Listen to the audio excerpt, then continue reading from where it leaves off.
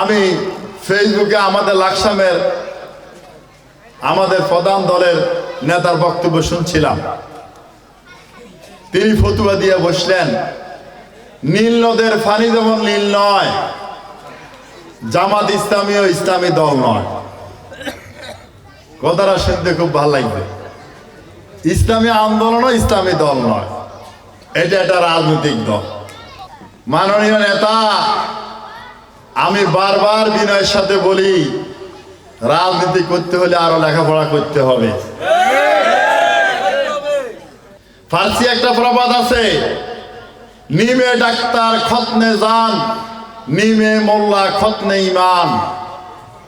কম জানি না ডাক্তারের কাছে রুগীর মৌত, আর কম জানি না মোল্লার কাছে ইমানের মৌত।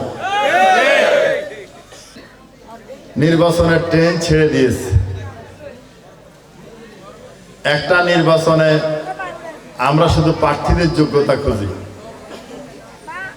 কিন্তু ভোটারদের যোগ্যতা লাগে কিনা, দরকার আছে কিনা। একজন ভোটারের 3টি যোগ্যতা দরকার। কয়টি? সেটা হলো যে তাকে প্রথম জানতে হবে ভোটটা কিসে। 2, যিনি নির্বাচিত হবেন তিনি নির্বাচিত হয়ে কি কাজ করবেন। 3, যারা ভোট প্রার্থী তাদের ভিতরে ওই কাজ করা কে বেশি যোগ্য। তাহলে কয়টা যোগ্যতা লাগে? একটা হলো ভোটটা কিসে, যিনি নির্বাচিত হবেন তিনি কি কাজ করবেন, আর এই কাজের জন্য কে বেশি যোগ্য। আমাদের দেশে কাউন্সিলরের ভোট হয়, ইউনিয়নে হয় মেম্বারের ভোট, পৌরসভায় মেয়র হয়, ইউনিয়নের চেয়ারম্যানের ভোট হয়, উপজেলা চেয়ারম্যান ভাইস চেয়ারম্যানের ভোট হয়। এদের কাজ হচ্ছে জনগণের জন্য যে উন্নয়নের বরাদ্দ এটা খরচ করা। এই লোকগুলার কোন দল করে এটা বিবেচ্য বিষয় না, তার দলের আদর্শ কি এটা বিবেচ্য বিষয় না। এখানে ব্যক্তির সততার যোগ্যতায় মূল বিবেচ্য বিষয়।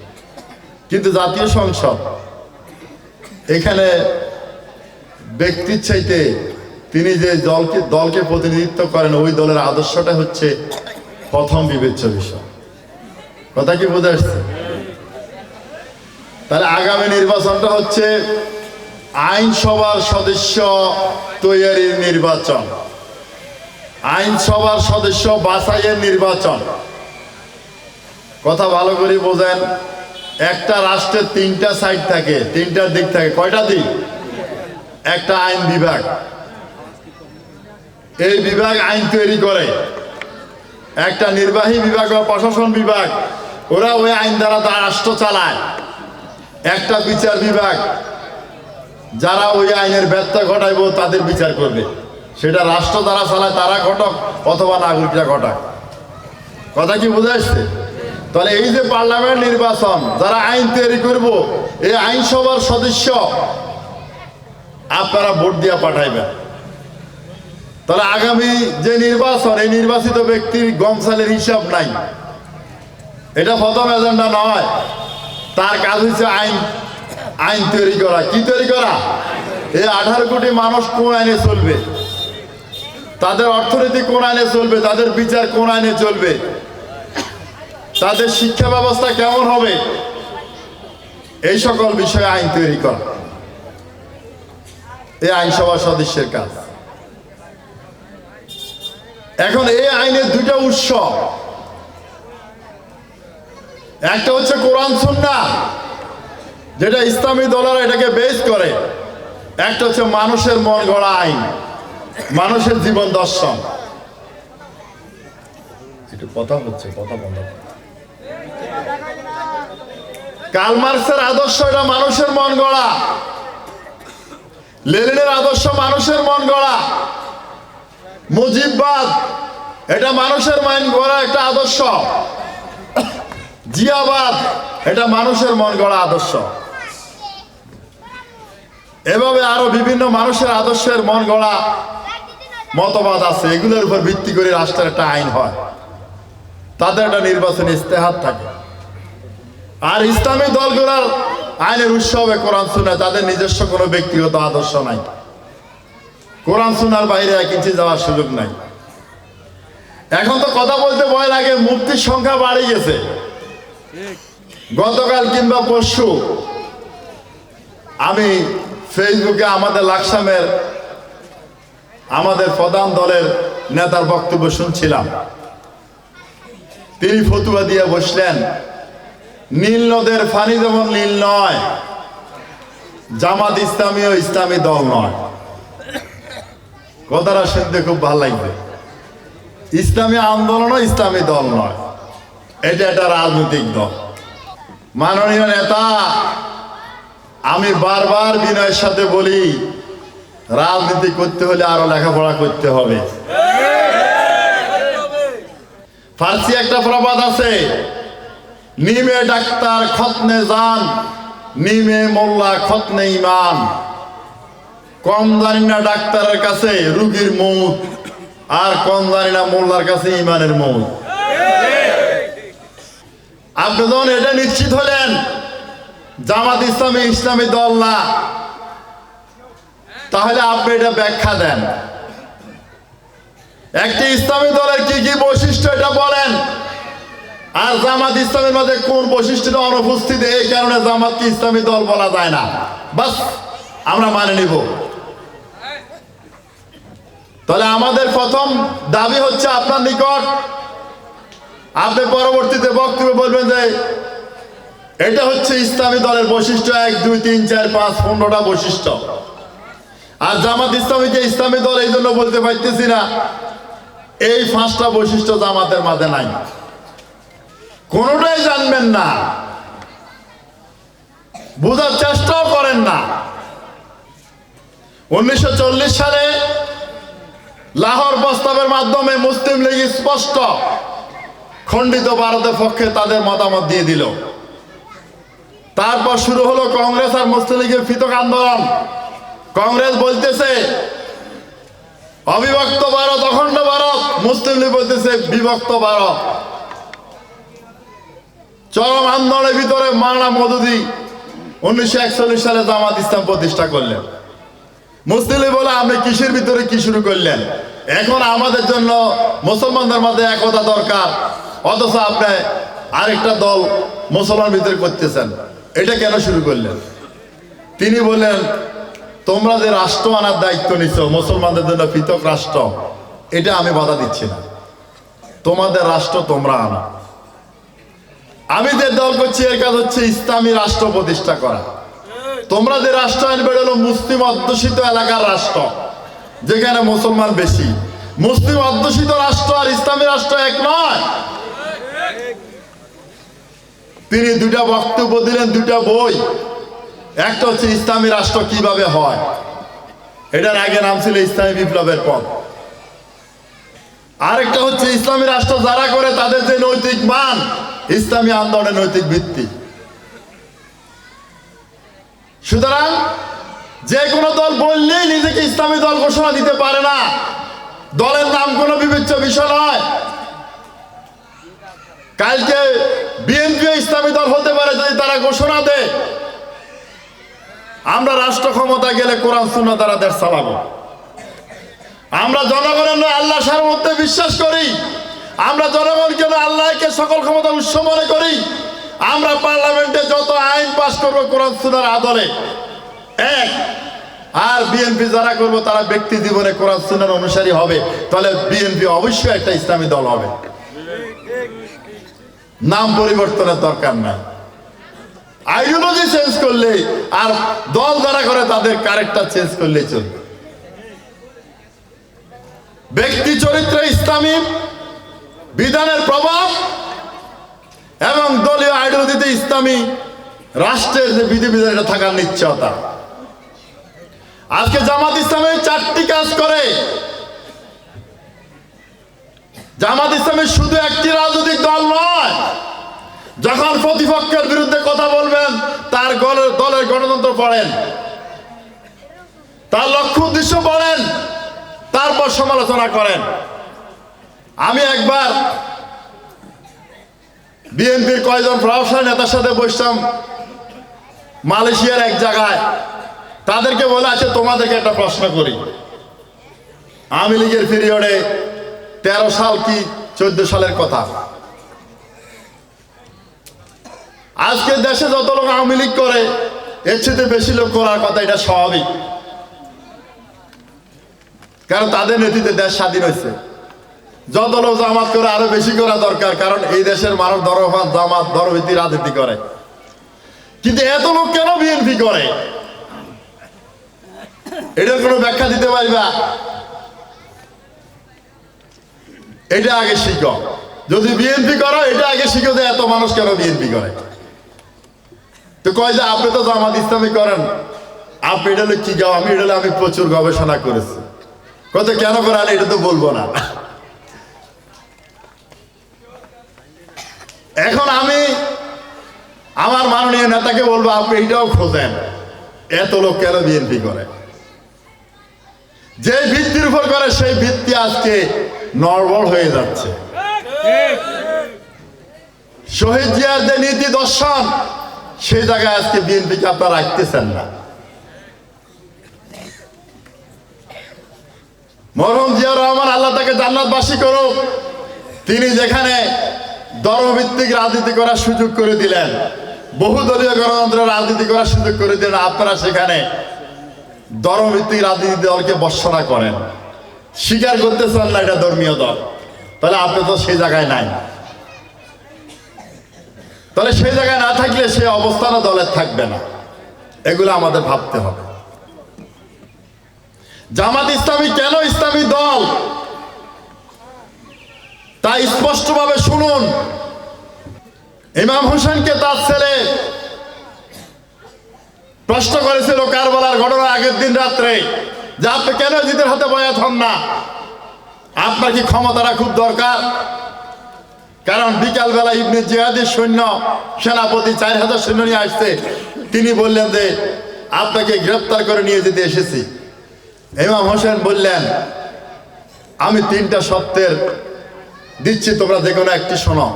1, আমি মদিনা থেকে আসছি, মদিনায় ফিরে দিতে দাও।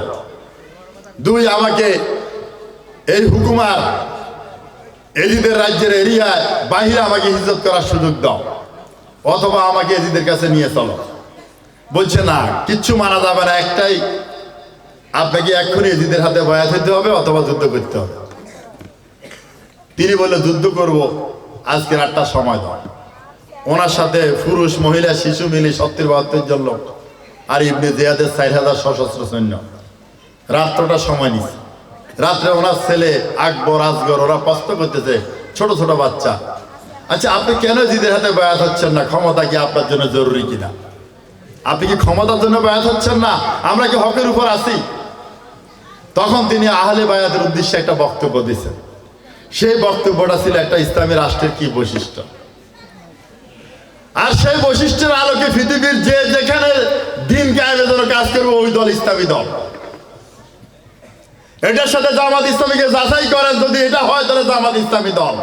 আর যখন জামাত তার লক্ষ্য থেকে ছুটে যাবে, জামাত আর ইসলামী দল থাকবে না। তিনি বলেছেন, হে আমার প্রিয় বর্ষ, আমার পরিবারের লোকেরা, আমার নানা মুহাম্মদ সাল্লাল্লাহু আলাইহি ওয়াসাল্লাম এবং খোলাফায়ে রাশেদারা যে রাষ্ট্র প্রতিষ্ঠা করেছেন, পরিচালনা করেছেন, এই রাষ্ট্রের সার্বভৌমত্বের মালিক ছিল আল্লাহ রাব্বুল আলামিন। সকল ক্ষমতার উৎস ছিল আল্লাহ। আর আজকে এজিদ নিজেকে সকল ক্ষমতার উৎস মনে করে এবং সার্বভৌম ক্ষমতার উৎস মনে করে। আমি কি করে তার হাতে বয়াত হই? জামাত ইসলামী দায়িত্বহীন ভাষায় ঘোষণা দেয়, এ আকাশ এবং জমিন সবকিছু সার্বভৌমত্বের মালিক রব্বুল আলামিন। এবং জামাত জনগণকে আল্লাহকে সকল ক্ষমতার উৎস মনে করে। এই জন্য জামাত একটি ইসলামী দল। ইমাম হোসেন বলেছিল, খোলাফায়ে রাশেদার রাষ্ট্রের সমস্ত আইনের উৎস ছিল কোরআন সুন্নাহ, আর এজিদের মুখের কথাই আজকে আইন। আজকে আপনার দলেরা বারবার দেশের ক্ষমতা গেছে, আমেরিকা দেশ চালাইছে, তাদের একারই আইনের উৎস কোরআন সুন্নাহ ছিল না। কিন্তু জামাতের অঙ্গীকার হচ্ছে জামাত এই রাষ্ট্র কোরআন সুন্নাহ দ্বারা চালাবে। এই জন্য জামাত একটি ইসলামী দল। ইমাম হোসেন বলেছেন, খোলাফায়ে রাশেদার খলিফারা নিজেদেরকে জনগণের সেবক মনে করতেন, আর এই যে নিজেকে জনগণের শাসক মনে করে। আজকে 54 বছরে আমাদেরকে যারা চালিয়েছে তারা প্রত্যেককে শুধু নিজেকে শাসক মনে করে নাই, বরং তারা শাসক হিসাবে জনগণের উপর চূড়ান্ত জুলুম করেছে। আর জামাত ইসলামী খোলাফায়ে রাশেদার আদলে সৎ মানুষের মাধ্যমে জনগণের উপর সেবক নিয়োজিত করতে চায়। এই জন্য জামাত একটা ইসলামী দল। খোলাফায়ে রাশেদারা বাইতুল মালকে জনগণের সম্পদ মনে করতো, আমানত, আর নিজেদেরকে তার রক্ষক মনে করতো। আর এজিদ নিজেই তার বক্ষর করতো, নিজেকে ব্যক্তিগত সম্পদ মনে করতো বাইতুল মালকে। আমরা যদি দেখি শুধু গত 17 বছরে পলাতক সরকার 28 লক্ষ কোটি টাকা দুর্নীতি করেছে, যেটা 4 বছরে জাতীয় বাজেটের সমান। এই রাষ্ট্র এজিদি রাষ্ট্র, এটা খোলাফায়ে রাষ্ট্র নয়। জামাত ইসলামী এই এজিদি রাষ্ট্রকে ধ্বংস করে তাদের তলে খোলাফায়ে রাশেদা রাষ্ট্র প্রতিষ্ঠা করতে চায়। এই জন্য জামাত একটা ইসলামী দল।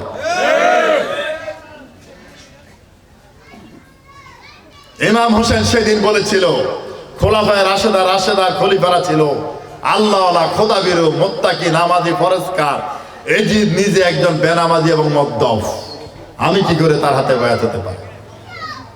আজকে বিগত পার্লামেন্টগুলোতে যারা ছিল তার কত পার্সেন্ট নামাজি, কত পার্সেন্ট তাকওয়াবান, খোদাবিরু? আর জামাত ইসলামী একদল সৎ এবং তাকওয়াবান লোক তৈরি করছে, যারা আল্লাহ বিরু, যারা মন্ত্রী হওয়ার পরে দুর্নীতি করে নাই। আপনাদের সাথে 5 বছর তারা মন্ত্রণালয়, 3টা মন্ত্রণালয় চালিয়েছে।